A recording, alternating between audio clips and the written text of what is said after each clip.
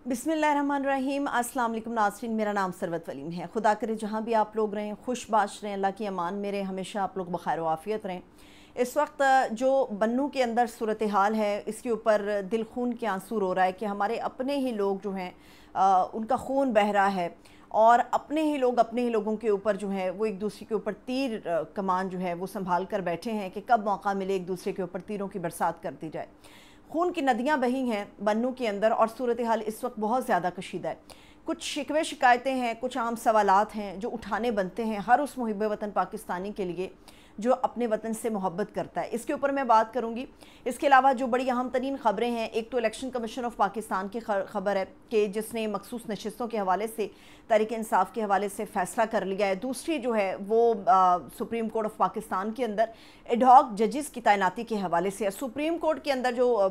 मैं तफसील की तरफ बढ़ूंगी इन खबरों की, मगर उससे पहले जो सुप्रीम कोर्ट की खबर है वो आपके साथ में शेयर कर देती हूँ कि सुप्रीम कोर्ट ऑफ पाकिस्तान के अंदर आज इजलास हुआ और इजलास तय था आज, जिसके अंदर जस्टिस रिटायर्ड तारिक मसूद साहब जो हैं वो तो एडहॉक जज बनने के लिए तैयार थे और तैयार हैं। उनकी मंजूरी दे दी गई है चीफ जस्टिस काजी फायज़ साहब की तरफ से। मगर जो जस्टिस मज़हर आलम काकाखेल साहब थे, इन्होंने इनकार कर दिया था कि वो एडहॉक जज बनने के लिए तैयार नहीं हैं। लेकिन उसके बावजूद जो मैंने चीज़ें देखी हैं या मेरे पास रिपोर्ट्स आ रही हैं उसके मुताबिक चीफ जस्टिस ऑफ पाकिस्तान काजी फायज़ साहब ने उनके इनकार के बावजूद उनके एडहॉकिज़म के ऊपर जज बनने की मंजूरी दे दी गई। अब पता नहीं ये फिर इनकार करते हैं या क्या बनता है, ये तो वक्त बताएगा। लेकिन इलेक्शन कमीशन ने बन्नू का मैं इंसिडेंट आप लोगों के साथ शेयर करती हूँ, मगर जो इलेक्शन कमीशन ऑफ पाकिस्तान है उसने PTI को खुशखबरी सुना दी है कि ये मखसूस नशिस्तें जिनका फ़ैसला सुप्रीम कोर्ट ऑफ पाकिस्तान ने आपके हक़ में किया, इलेक्शन कमीशन ये मखसूस नशिस्तें PTI को देने के लिए तैयार है। मगर साथ ही साथ उन्होंने सुप्रीम कोर्ट ऑफ पाकिस्तान को भी ये आईना दिखाने की कोशिश की है कि जो फ़ैसला आपने दिया था बल्ले के निशान के हवाले से और इलेक्शन कमीशन ऑफ पाकिस्तान ने जो उसकी तशरीह की थी, यानी कि इलेक्शन कमीशन की तशरीह के मुताबिक PTI एक पार्लिमानी पार्टी नहीं रही, सियासी जमात नहीं रही और फिर भी उसके बावजूद जो है वो इलेक्शन कमीशन मखसूस नशिस्तें PTI को देने के लिए तैयार है।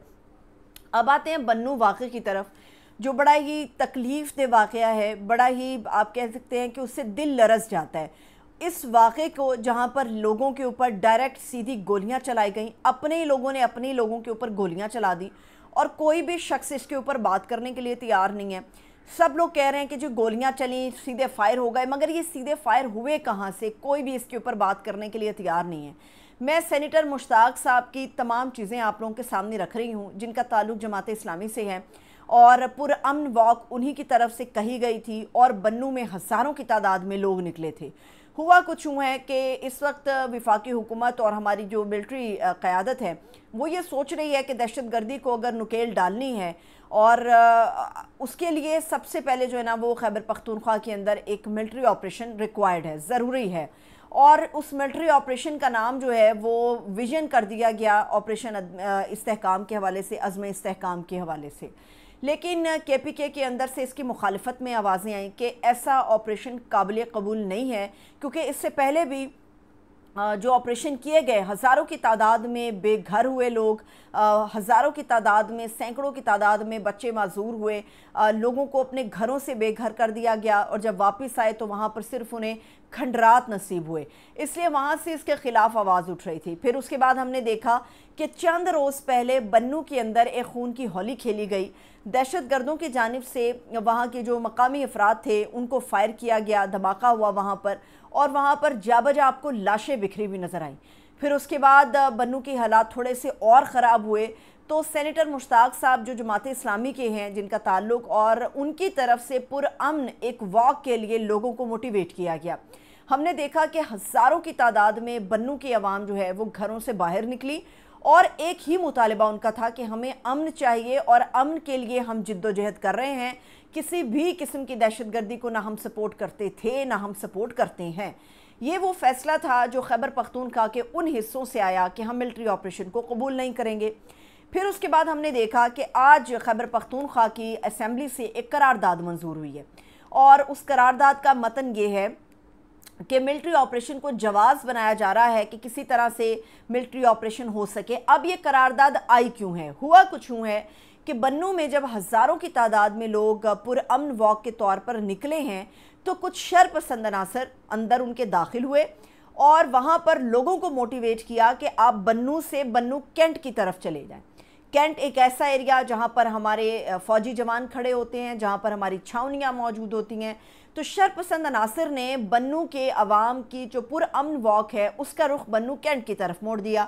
جب وہاں پر منتظمین کو اس بات کا آگاہ ہوا تو منتظمین کی طرف سے لوگوں کو واپس لانے کی بات ہوتی رہی۔ اسی دوران میں اچانک سے گولیاں چلیں، اور جو سینیٹر مشتاق صاحب ہیں، آپ ان کے ٹویٹر ہینڈل پر جا کر، جو آفیشیل ان کا ٹویٹر ہینڈل ہے اس کے اوپر جا کر دیکھ سکتے ہیں کہ سینیٹر مشتاق یہ کہہ رہے ہیں کہ یہ ریاستی دہشت گردی ہوئی ہے۔ مطلب کہ ہمارے جو فوجی وہاں پر کھڑے تھے چھاؤنیوں پر کینٹ میں، انہوں نے ڈائریکٹ فائر کیا ہے۔ ہمارے جو مظاہرین تھے جو پرامن مظاہرہ کر رہے تھے، جو کہ ان کا حق بھی بنتا ہے، لیکن ہماری فوجی جوانوں کی طرف سے سیدھی گولیاں ماری گئیں۔ اب وہ کہہ رہے ہیں کہ حالات اتنے گمبھیر ہو گئے ہیں کہ صورتحال سمجھ سے باہر ہے کہ وہاں پر ہوگا کیا۔ مگر دوسری طرف سینیٹر مشتاق اپنی ہی فوجی جو جوان ہیں ان کے اوپر یہ الزام لگا رہے ہیں کہ انہوں نے بالکل ڈائریکٹ سیدھے فائر کیے لوگوں کے پاس اوپر۔ ابھی تک جو ہے 4 لوگوں کی موت کی اطلاع ہے، اور 40 سے زائد لوگ ایسے ہیں جو کہ شدید زخمی ہیں۔ یہ اس فائرنگ کا نتیجہ ہے جو سینیٹر مشتاق صاحب کے مطابق پاک افواج کے جوانوں اور بنو کے اندر جو مظاہرہ کرنے والے لوگ ہیں ان کے درمیان ہوئی۔ اب یہ سارا معاملہ ہو گیا، وہاں پر آپ کو JUIF نظر آ رہی ہے، وہاں پر آپ کو پختون پارٹی نظر آ رہی ہے، لیکن بدقسمتی یہ ہے کہ پاکستان تحریک انصاف اس احتجاج کے اندر جو کچھ ہوا اس کے اندر ہمیں سڑکوں پر یا اس معاملے کو لے کے لوگوں کی عیادت کے لیے یا اسپتالوں میں یا ایمرجنسی وارڈز کے اندر ہمیں نظر نہیں آ رہی، جس کے بعد پبلک کا ایک بڑا خوفناک ریاکشن پاکستان تحریک انصاف کے حوالے سے آیا ہے۔ اب بڑے لوگوں کا یہ کہنا ہے کہ PTI کی لیڈرشپ کا مورال ڈاؤن کرنے کے لیے یہ سب کیا جا رہا ہے، ان کے خلاف پروپیگنڈا مہم چل رہی ہے۔ لیکن بات یہ بالکل درست ہے کہ علی امین گنڈا پور جو ہیں وہ بالکل وہاں پر نظر نہیں آ رہے۔ جو پاکستان تحریک انصاف کی لیڈرشپ ہے، علی امین گنڈا پور کے علاوہ وہ لوگ بھی وہاں پر نظر نہیں آ رہے، ایون دو کہ وہاں پر حالات یہ ہیں کہ ایک اسپتال کی آپ کہہ سکتے ہیں ایمبولینس ہے، اس کے اوپر بھی فائرنگ کی گئی ہے، اور فائرنگ کر کے تو اس کے شیشے بھی توڑ دیے گئے ہیں۔ مطلب آپ کچھ بھی ایکسپیکٹ کر سکتے ہیں کہ اس وقت وہاں پر کیا صورتحال ہے۔ لوگ دھاوا بولنے کے لیے تیار ہیں، اور دوسری طرف سے گنیں نکلی ہوئی ہیں، بندوقیں تانی گئی ہیں، گولیاں چلائی گئی ہیں، صورتحال آؤٹ آف کنٹرول ہے۔ اب اس ساری صورتحال کے بعد خیبر پختونخوا اسمبلی کے اندر ایک قرارداد منظور کی گئی، اور یہ کہا گیا کہ وفاقی حکومت اس کی ذمہ دار ہے، اور وفاقی حکومت جو ہے وہ ایک جواز پیدا کر رہی ہے کہ کسی طرح خیبر پختونخوا کے ان حصوں میں آپریشن کر دیا جائے۔ یہ بات بالکل درست ہے کہ دہشت گردی کا سامنا ہے پورے پاکستان کو، لیکن سب سے زیادہ جو صوبہ افیکٹ ہے، جو متاثرہ ہے، وہ خیبر پختونخوا ہے۔ مگر وہیں کی عوام یہ چاہ رہی ہے کہ یہاں پر ملٹری آپریشن نہ ہو۔ ان دونوں چیزوں کے درمیان ہمیں معاملات کو دیکھنے کی بڑی اشد اور باریک بینی سے ضرورت ہے۔ ایک صوبہ جو سب سے زیادہ متاثر ہے، اسی صوبے کے اندر سے ہزاروں لاکھوں کی تعداد میں لوگ یہ بات کر رہے ہیں کہ ہمیں اپنے صوبے کے اندر ملٹری آپریشن نہیں چاہیے۔ پھر سینیٹر مشتاق نے بڑے اہم سوالات اٹھائے ہیں۔ وہ یہ کہہ رہے ہیں کہ ہمارا وزیرستان ہو یا بنو، ان دو جگہوں سے موسٹلی آوازیں آتی ہیں کہ یہاں سے دہشت گرد انہی کے راستے جو ہیں وہ خیبر پختونخوا کے اندر داخل ہوتے ہیں۔ جو سب سے اہم سوال سینیٹر مشتاق صاحب نے اٹھایا ہے، چونکہ وہ خود ان ایریاز کو بڑی اچھی طرح سے جانتے ہیں، تو ان کا کہنا ہے کہ وزیرستان اور بنو میں جو ہے وہ فوجی چھاونیاں ہیں، وہاں پر FC تعینات رہتی ہے، وہاں پر انٹیلیجنس ہماری موجود ہے، وہاں پر ہمارے ڈیپٹی کمشنرز ہوتے ہیں، ہمارے وہاں پر اس کے علاوہ اسسٹنٹ جو ڈیپٹی کمشنرز ہیں وہ وہاں پر موجود ہوتے ہیں، کمشنر ڈیپٹی کمشنر ہوتے ہیں، ہماری پولیس وہاں پر ہوتی ہے۔ پھر وہ یہ کہتے ہیں کہ ان سب کے علاوہ جو ہے ہمارے آپ دیکھ سکتے ہیں کہ بارڈر جو ہے لگتا ہے، بارڈر کے ساتھ باڑ لگی ہوئی ہے۔ اتنی زیادہ سخت سیکیورٹی کے باوجود سب سے جو موسٹ امپورٹنٹ کوشچن ہے وہ یہ ہے کہ دہشت گرد اندر داخل کیسے ہوتے ہیں۔ یہ ایک اتنا سنگین سوال ہے کہ جس کے اوپر ہمیں کان لگانے کی، ذہن لگانے کی ضرورت ہے۔ ہمیں اندرونی اختلافات کو ختم کر کے اس ایک بات پہ، اس ایک مدعے پہ یکجا ہونا پڑے گا کہ آخر اگر اتنی سخت سیکیورٹی کا حصار ہے تو اس کے باوجود دہشت گرد انہی راستوں کے ذریعے سے کس طرح سے صوبہ خیبر پختونخوا کے اندر داخل ہو رہے ہیں۔ یہ ایک بہت بڑا سوال ہے، اور جو حالات اس وقت KPK کی عوام اور وہاں پر موجود کینٹ کے ہمارے جو فوج کے لوگ موجود ہیں ان کے درمیان ڈیولپ ہو گئی ہے، یہ صورتحال جلد ٹھنڈی نہیں ہوگی، اس کو ٹھنڈا کرنا پڑے گا، یہ بڑھتی جائے گی، یہ کیسی آگ ہے جو اپنے ہی لوگوں کی اپنے لوگوں کے خلاف بڑھتی جائے گی جب تک اس کے اوپر پانی نہ ڈالا گیا، ان زخموں کو مندمل نہ کیا گیا، سمجھداری کا مظاہرہ نہ کیا گیا تو خیبر پختونخوا کے حالات جو بدتر ہوں گے تو ہوں گے، پورا پاکستان اس ایک جنگ کی نظر ہو جائے گا، یہاں پر آپ دیکھیں گے کہ صورتحال خراب ہو جائے گی۔ اب وفاقی حکومت اس کے اوپر کیا کرتی ہے سو کرتی ہے، لیکن سب سے زیادہ تکلیف امر یہ ہے کہ پاکستان تحریک انصاف کی لیڈرشپ ہمیں کہیں نظر نہیں آتی۔ صرف انکوائریز کا حکم دینا کافی نہیں ہے،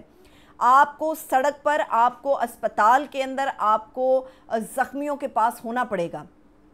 آپ کو بتانا پڑے گا کہ کے پی کے کی عوام کے ساتھ پی ٹی آئی کی قیادت موجود ہے، پی ٹی آئی پوری موجود ہے۔ یہ سوال بڑا سنگین ہے کہ باقی جماعتیں وہاں پر موجود ہیں تو تحریک انصاف کیوں غائب ہے۔ اب دیکھتے ہیں کہ اس کے اوپر مزید کیا ڈیولپمنٹ ہوتی ہے، لیکن ابھی تک کی اطلاعات یہ ہیں کہ حالات وہاں پر بے حد کشیدہ ہیں۔ مجھے اجازت دیجیے، اپنا خیال رکھیے، خدا حافظ۔